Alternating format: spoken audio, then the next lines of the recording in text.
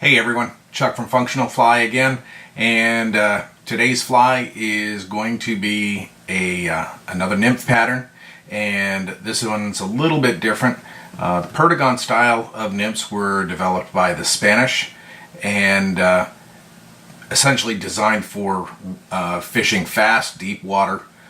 They've got a very slim profile, and they get down to the bottom really quickly. So if you do like to fish faster water and you're doing a lot of Euro-nymphing, then this style is something that you're really going to want to be able to fill your fly box with. There are almost no limits to color or size, so I'm going to have a little bit of fun with this one. We're going to use a brighter color. You don't see blue a lot in common trout patterns, but it's a great color, primarily because it's one of the last colors to lose its color within the light spectrum as water gets deeper. Red is the first to go, yellow, and so on down until you get to the blues and the violets. So I'm going to stop talking and start tying. So let's go ahead and tie a Perdigon.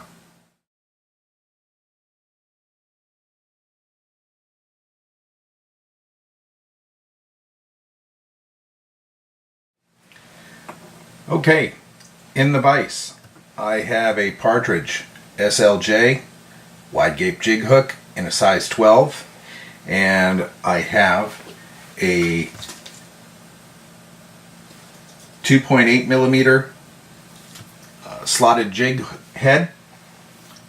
The thread that I'm going to use is UTC 70 denier in fluorescent fire orange. I'm going to use that because I want to use that fluorescent thread for a hot spot.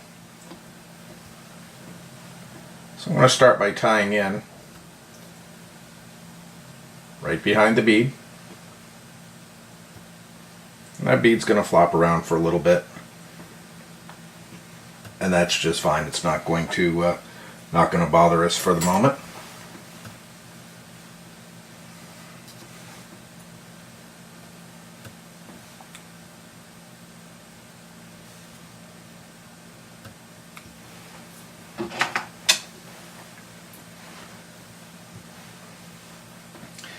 And then the tail material on this is just a hen neck hackle feather that has been dyed Silver Doctor Blue. And I'm going to go ahead and I'm just going to cut 6 or 7 strands of that. And Perdigons historically have a fairly long tail, just to enhance that streamlined, slim profile look. So I'm going to measure this off to be as long or slightly longer than the entire hook from the eye to the back of the bend. That's how much I want to have off the back.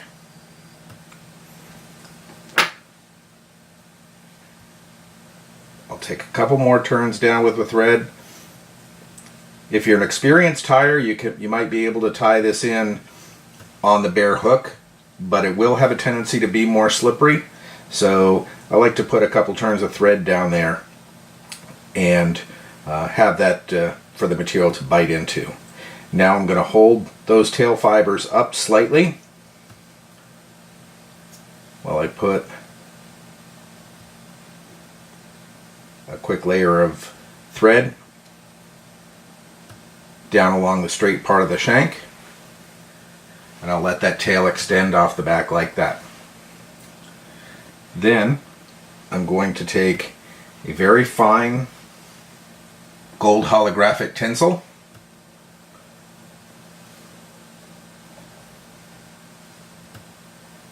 and this is going to be my rib. And the rib on these is a purely optional material. I've seen Perdigons tied both with and without it, and then I've also seen a variety of materials used for the abdomen. You can use peacock quills, you can use tinsels, you can use whatever you like. We're going to use a blue holographic tinsel for this one.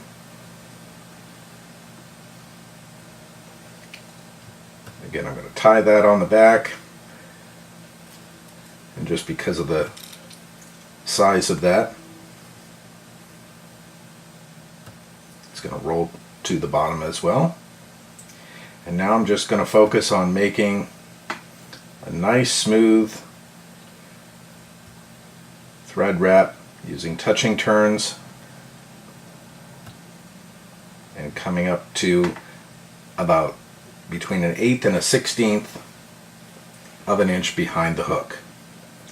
Once I have that in place, now I'll take that blue tinsel. I'm going to put some good pressure on this as I'm wrapping it. That's what that squeaking sound is I'm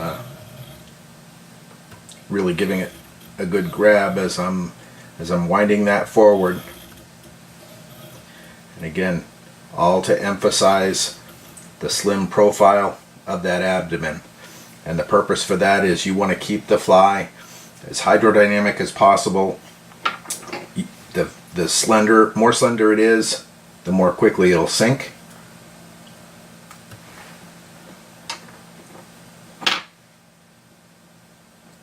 So I've got that tied in. Now I'm going to come right over the top of that with my gold rib.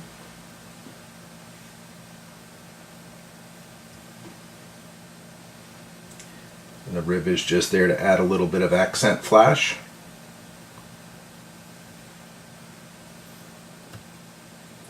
And again, you're going to want to maintain good, strong, consistent pressure with that rib, especially when you're tying tinsel on top of tinsel. It tends to be rather slippery. So if you're trying to achieve that consistent gap on your turns, you can see how much that wants to jump. So I'm going to back that off, get it the way I want it to sit.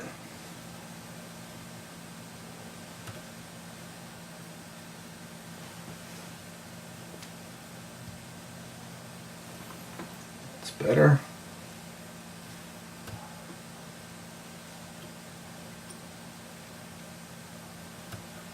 Bring that up, and I'll tie that off. A couple of strong turns there. Trim away the excess.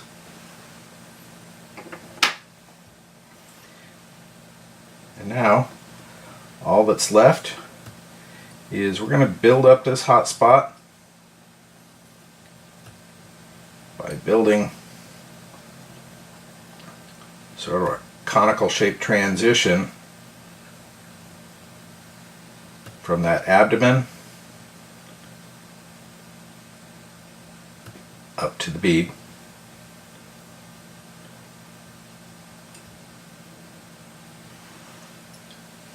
And once I have that built the way I want it to be,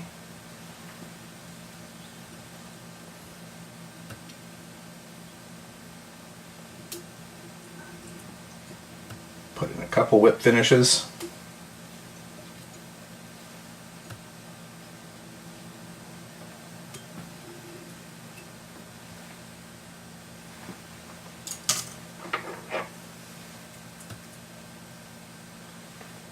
And I'll go ahead and trim away the thread.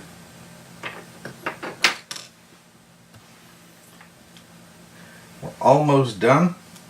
Now I'm going to take some Loon UV clear, and this is the thin.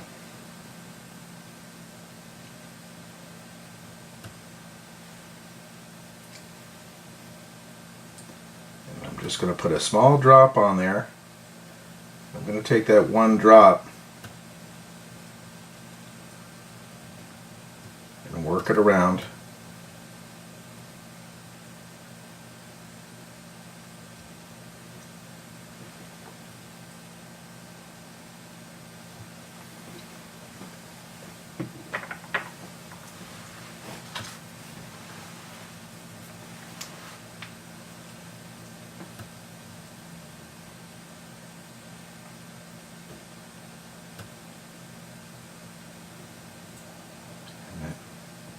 about 8-10 seconds with the UV light, and that is now set up. The final distinguishing characteristic, I should say, on a Perdigon is that on the back of the head you put a black spot on there. That serves two purposes.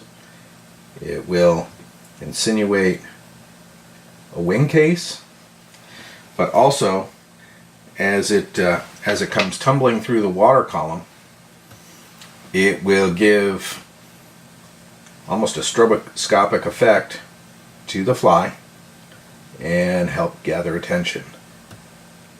I'm going to put just a shade more on there because the slot up on top did not get filled up with that first application. So I'm just going to hit that one more time.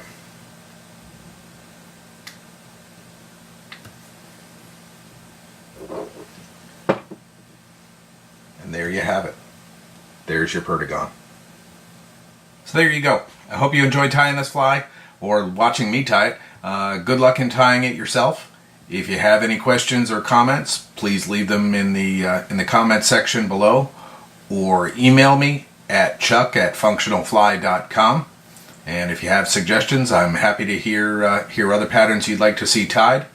And if you like these videos that I'm doing, please click on subscribe and you'll get automatic updates as I load more. Thanks and have a great day.